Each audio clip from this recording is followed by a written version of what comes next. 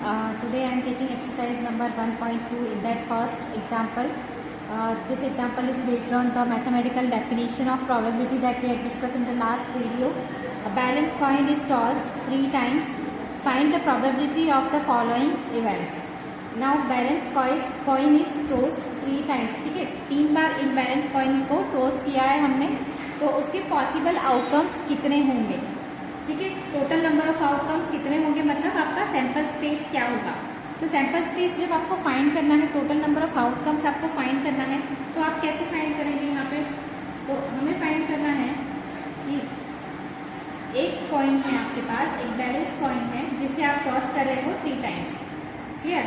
तो उसके आउटकम्स देखते हो. एक कॉइन होता है, उसके 2 आउटकम मैक्सिमम होते हैं, या तो हेड मिलेगा आपको या तो टेल मिलेगा. क्लियर.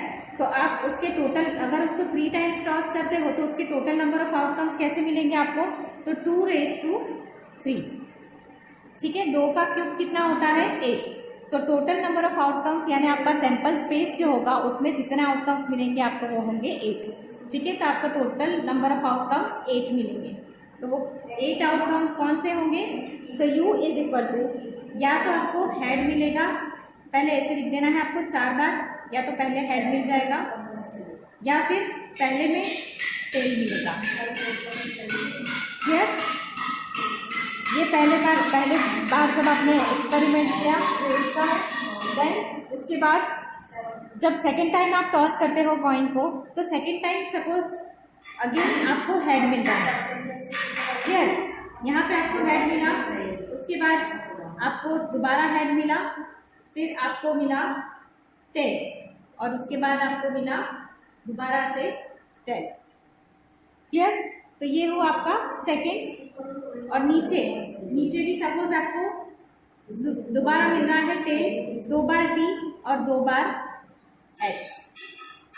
क्लियर. तो ये हुए 2 एक्सपेरिमेंट. ना तीसरी बार जब आप कॉइन टॉस करते हो तो सपोज यहाँ पे तीनों बार आपको हेड मिल रहा है. क्लियर. अब यहाँ पे सपोज आपको टेल मिल रहा है, तो HHT. फिर थर्ड टाइम आपने जब टॉस किया यहाँ पे, तो यहाँ पे आपको मिल रहा है अगेन हेड, और यहाँ पे आपको मिल रहा है टेल. तो ये 4 आउटकम्स आपके बने, HHH, HHT, HTH, HTT. मतलब रिपीटेशन नहीं होना चाहिए. क्लियर. हर बार आपको अलग पैर मिलेगी, ऐसी आपको 8 पेयर्स मिलेगी. अब यहाँ पे सपोज टेल, तो यहाँ पे अगेन आपको टेल मिला, यहाँ पे हेड मिला, यहाँ पे टेल मिला, यहाँ पे हेड मिला. क्लियर. तो यहाँ पे भी रिपीटेशन नहीं है. सी, एक बार H, एक बार P, एक बार H, एक बार T, एक बार T, एक बार H, एक बार T, एक बार H. इस तरह से लिख देना. क्लियर. तो TTT, TTH, THT and THH. Now here N is equal to 8. Total number of outcomes are N. And N is 8. ठीक है, टोटल 8 पॉसिबल आउटकम्स आपको मिले. Now first question is getting all 3 heads. ठीक है, आपका पहला जो इवेंट आपको दिया है गेटिंग ऑल 3 हेड्स, मतलब तीनों ही बार में आपको केवल हेड मिलता है. तो ऐसा कितना आउटकम है, एक ही है, ट्रिपल H. तो आपका A is equal to H H H. Clear. तो ऐसा एक ही आउटकम है. सो P ऑफ A आपका, उसकी फॉर्मूला है M/N. क्लियर. तो आपका M क्या है, 1 फेवरेबल आउटकम. क्लियर. और आपका N है 8, तो M/N, तो 1/8. सो this is the probability of event A. Clear. Now second question is not getting a single head.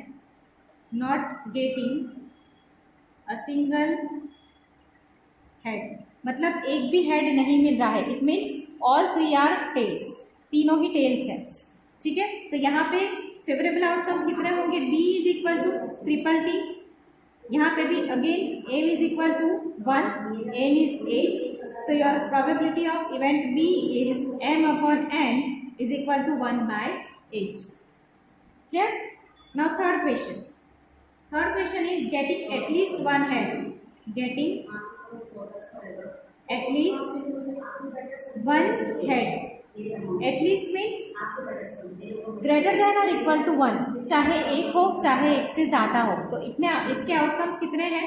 तो आउटकम्स है सपोज ओके, तो हम इसको किसी और तरीके से भी फाइंड कर सकते हैं, या तो हम पहले मैं बताती हूँ ऐसे लिख सकते हैं हम कि जो आउटकम्स है आपका n है तो एटलीस्ट 1 और मोर, ठीक है, एक या एक से ज़्यादा। तो ऐसे कितने आउटकम्स है कि ट्रिपल एच पहले से स्टार्ट करें तो H H T, then H T H, then H T T, then triple T नहीं आएगा, then T T H, T H T and T H H.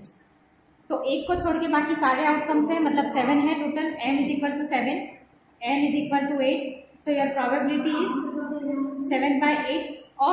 और you can also find it by using complementary event, ठीक है। मतलब 1 minus P of B, आपका P of B क्या था? Not getting a single head, ठीक है। तो 1 माइनस, आप 1 में से माइनस करोगे 1/8, एलसीएम इज 8, तो आपका 8 माइनस 1/8, तो 7/8।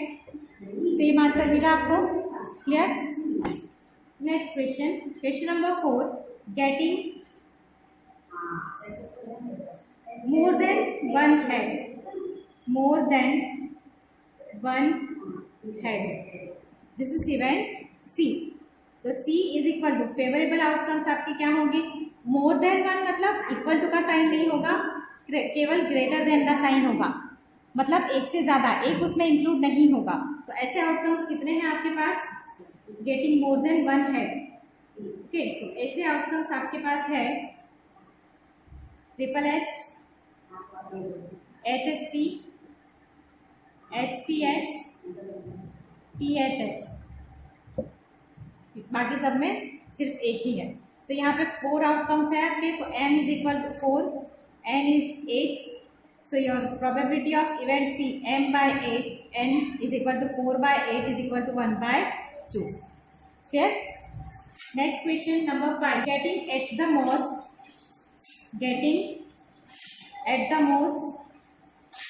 1 head, at the most means less than or equal to 1, मतलब एक या एक से कम हेड, ठीक है। तो ऐसे पॉसिबल आउटकम्स कितने होंगे? So m is equal to, आपके पॉसिबल आउटकम्स होंगे H T T, then T H T, then T T H and triple T. 4 outcomes are there, so m is equal to 4, n is 8, so your next p of d means event d, probability of event d is equal to m/n, so 4/8, 1/2 again is your answer. Now next question number 6, getting less than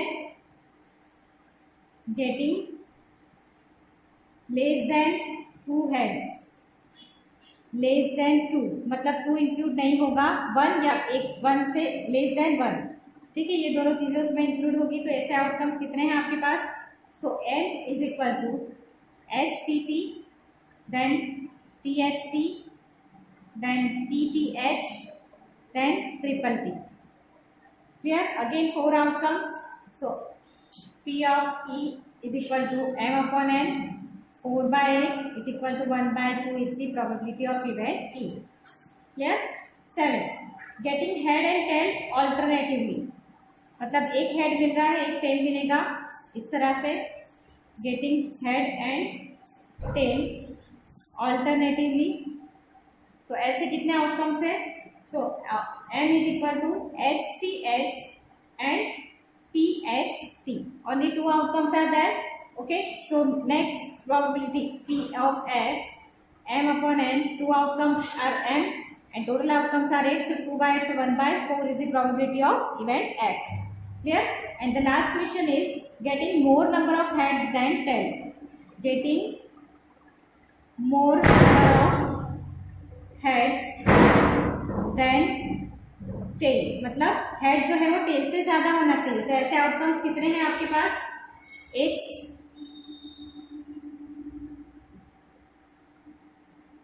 okay, जिसमें head है ज्यादा, मतलब head is greater than tail. तो ऐसे कितना outcomes है आपके पास?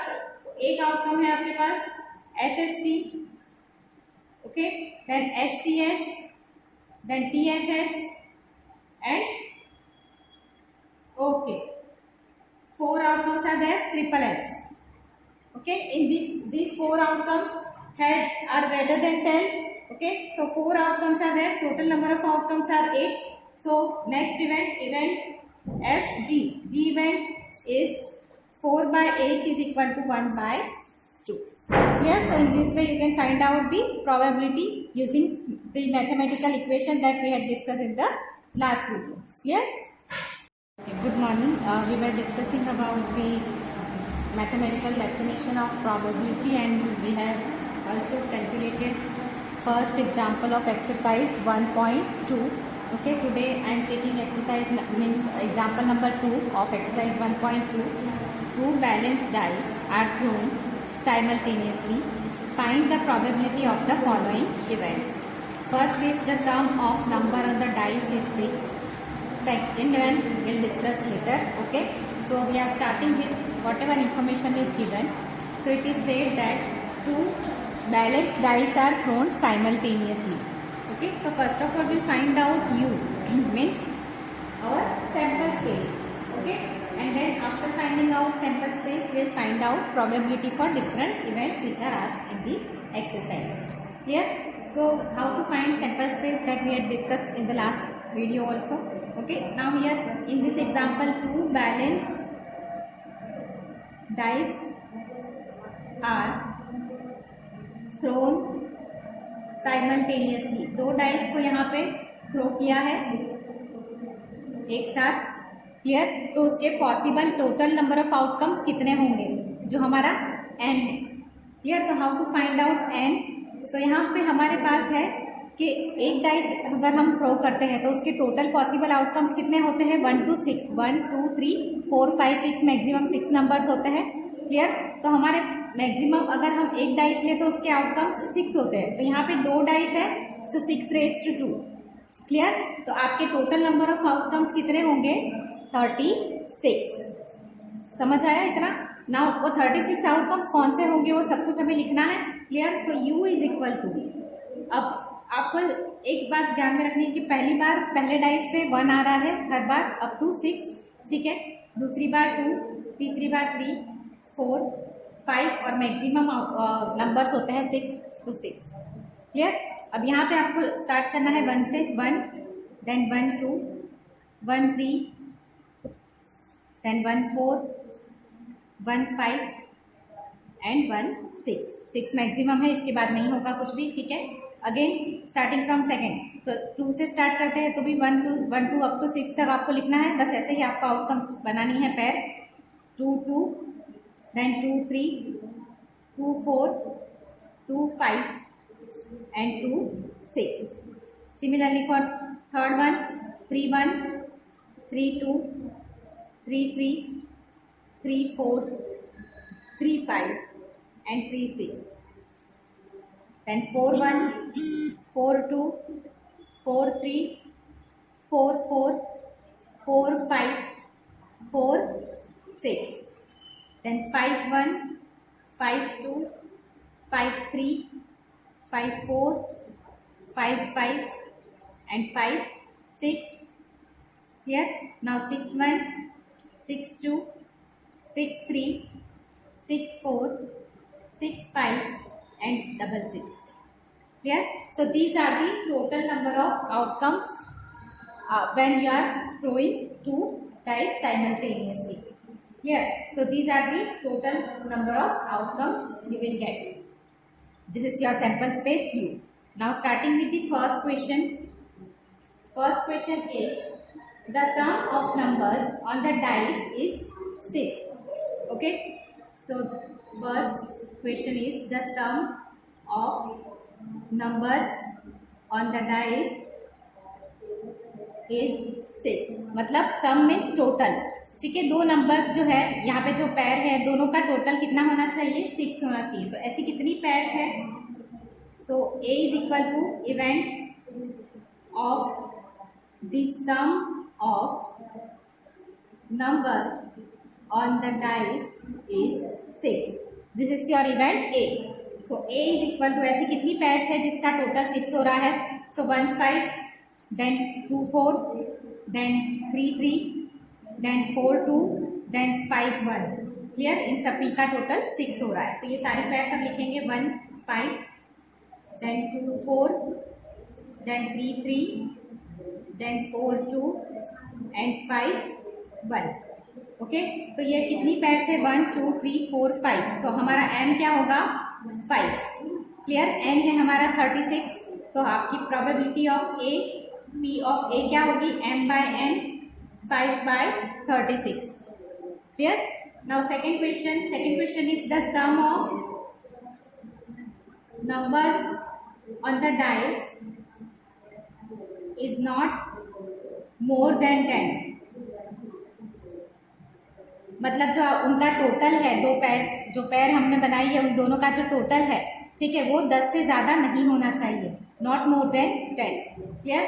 तो ऐसे कितनी पैर्स है? सो b इज इक्वल टू आपको लेना है 1 1 का टोटल 10 से कम है, 1 2 1 3 1 4 1 5, ठीक है, देन 2 1 2 2 2 3 2 4 2 5 2 6 3 1, देन अप टू 3 6, ये इसका टोटल होता है 9, देन 4 1 4 2 4 3 4 4 4 5, क्लियर, 4 6, देन 5 1 5 2 5 3 5 4 5 5 5 6 नहीं होगा क्योंकि टोटल 11 हो रहा है, देन 6 1 6 2 6 3 6 4, उसके आगे टोटल 10 से बढ़ जाएगा। क्लियर? सो ये सभी पेयर्स हमें लिखनी है 1 1 1 2 1 3 1 4 1 5 1 6, then 2 1 2 2 2 3 2 4 2 5 and 2 6, then 3 1 3 2 3 3 3 4 3 5 and 3 6, then 4 1 4 2 4 3 4 4 4 5, ठीक है, 4 6 का और 4 6 भी इंक्लूड होगा क्योंकि उसका टोटल 10 है, then 5 1 5 2 5 3 5 4 and 5 5, clear, then 6 1 6 2 6 3 and 6 4। Clear? सो यहाँ पे जो टोटल ये आउटकम्स जो आपको मिले हैं फेवरेबल आउटकम्स वो कितने हैं? It is 33। So m is equal to 33। Clear? So your event B, the probability of event B is m upon n 33/36। Okay, अगर इसको आपको फर्दर सिंप्लीफाई करना है तो 11/12। Clear? So this is the answer of event B. Now third question, the sum of numbers on the dice is multiple of 3। ठीक है, so your event C is equal to event of the sum of numbers on the dice is multiple of 3। मतलब उन जो पैर हमने बनाई है यहाँ पे, जैसे 1 + 3 इज इक्वल टू 4, तो क्या वो मल्टीपल ऑफ 3 है? क्या उसे हम 3 से मल्टीप्लाई कर सकते हैं? तो वो सारे आउटकम्स हमें इसमें से निकालने हैं। तो ऐसे आउटकम्स कितने होंगे? सो सी इज इक्वल टू, एक तो है 1 2, ठीक है, 1 + 2 3 होता है, इसको 3 से मल्टीप्लाई कर सकते हैं। देन 1 5, 1 + 5 6 होता है, 3 से मल्टीप्लाई कर सकते हैं, it is multiple of 3। Then 2 1, 2 + 1 is equal to 3, then 2 4, 2 + 4 is equal to 6, then 3 3 is equal to 6, then 3 6, 3 + 6 9, okay, it is multiple of 3, then 4 and 2, 4 + 2 6, then 4 + 5 9, then 5 + 1 6, then 5 + 4 9, 6 + 3 9 and 6 6 12। So these are the favorable outcomes of event C. So m is equal to here 12. Okay, so probability of event C is equal to m upon n, okay, is equal to 12/36 is equal to 1/3। Clear? Then fourth question, the product of numbers on the dice is 3। Product means multiplication, तो जो पैर है उन दोनों का multiplication आपको 12 होना चाहिए। So D is equal to event of the product of numbers on on the dice is 12. Clear? So D is equal to ऐसे कितनी pairs है? एक तो है 2 into 6 is equal to 12. Then 3 into 4 is equal to 12. 4 into 3 is equal to 12. And 6 into 2 is equal to 12. So 4 pairs are there. So M is equal to 4. Probability of event D is equal to M upon N is equal to 4 by 36 is equal to 1 by 9. Clear? So in this way you can find out probability of different events. Good morning. We were solving exercise number 1.2 and in that today I am taking example number 6. This example is based on the concept that we had discussed in 11th standard permutation combination. Okay. So arrangement का जब हम जिक्र करते हैं, arrangement की जब हम बात करते हैं तो उस केस में हम यूज़ करते हैं permutation P which is denoted by P, okay, NPR जिसे हम कहते थे. क्लियर? और सिलेक्शन की जब बात आती है तब हम कॉम्बिनेशन का यूज़ करते हैं NCR. क्लियर? तो यहाँ पे वो फॉर्मूलाज आपको थोड़ी सी हेल्पफुल होगी अगर आपने वो चैप्टर अच्छे से पढ़ा है 11th स्टैंडर्ड में तो. Clear? So we are starting with the example number 6. Find the probability of getting capital R in the first place and M in the last place when all the letters of the word random are arranged in all possible ways. ठीक, तो आपको probability find करनी है getting R in the first place, M in the last place when all the letters of word random are arranged in all possible ways. Clear? So first of all we'll write down event A is equal to event of getting R in the first place and M in the last place. Clear? तो आपका sample space क्या होगा यहाँ पे? तो there are 6 letters. यहाँ में हमें वर्ड दिया है random, RANDOM. Okay, total letters are 6. 1, 2, 3, 4, 5, 6. Okay, so total 6 letters RANDOM. Okay, are there in the word random. Yeah, so these 6 letters can be arranged. See, we have used the word arrange. Arrangement कर रहे हैं हम, तो हम यहाँ पे permutation का use करेंगे. So it can be arranged NPR. Okay, 6 ways में हम इसको arrange कर सकते हैं इन letters को. Okay, so यहाँ पे आपका होगा 6P6. Clear? So 6 factor हम उसे लिखते थे. Clear? तो 6 factor is equal to 720. समझ आया? Clear? अब यहाँ पे अगर आपको नहीं समझ आ रहा है तो NPR की जो फॉर्मूला है that is n factor upon n factor minus r factor. अब आपका n है 6 factor upon 6 factor n minus 6 factor r. Clear? So 6 factor upon 0 factor. Okay, now 6 factor is equal to 6 into 5 into 4 into 3 into 2 into 1 is equal to 720. तो ऐसे हमारा ये 720 आया है. Clear? Now अब हमें जो प्रोबेबिलिटी फाइंड करनी है वो R can be arranged in the first place. Okay, R की प्लेस फिक्स है. यहाँ पे हमारे पास 6 प्लेसेस है, 1, 2, 3, 5, 4, 6, जिसमें से R की प्लेस फिक्स है, M की प्लेस फिक्स है, बाकी बची ये 4. तो जिसकी प्लेस फिक्स है उसकी हम जो अरेंजमेंट है वो लिख सकते हैं कि 1P1. ठीक है, यहाँ पे M का भी फिक्स है, सो 1P1. क्लियर? तो अब बाकी क्या बचा? 1, 2, 3, 4. ये प्लेसेस अंदर अंदर एक दूसरे को रिप्लेस कर सकते हैं. क्लियर? तो यहाँ पे हम लिखेंगे 4P4. क्लियर? मतलब 4 है, इसको जो हमारे पास नंबर्स है, ये 4 प्लेसेस है, इनको हम अंदर ही अंदर अरेंज कर सकते हैं. तो उसकी पॉसिबिलिटीज कितनी है? It is 4P4. क्लियर? तो 1P1 का आंसर होगा आपके पास 1. अगेन 1P1 का आंसर होगा 1 और 4P4 is equal to 4 factor. तो 4 into 3 into 2 into 1 is equal to 24. Clear? So 1 into 24 into 1 is equal to 24. Clear? This is your m. हमारे पास n है, ये है हमारा स्मॉल n. क्लियर? अब मेथड हमारी प्रोबेबिलिटी की इक्वेशन क्या है? m upon n. Here m हमने फाइंड किया 24, n हमारे पास है 720. So this is your probability of event of getting r in the first place, m in the last place. Clear? So in this way you can find out your probability for when the example is related to arrangement of the numbers or arrangement of the alphabets.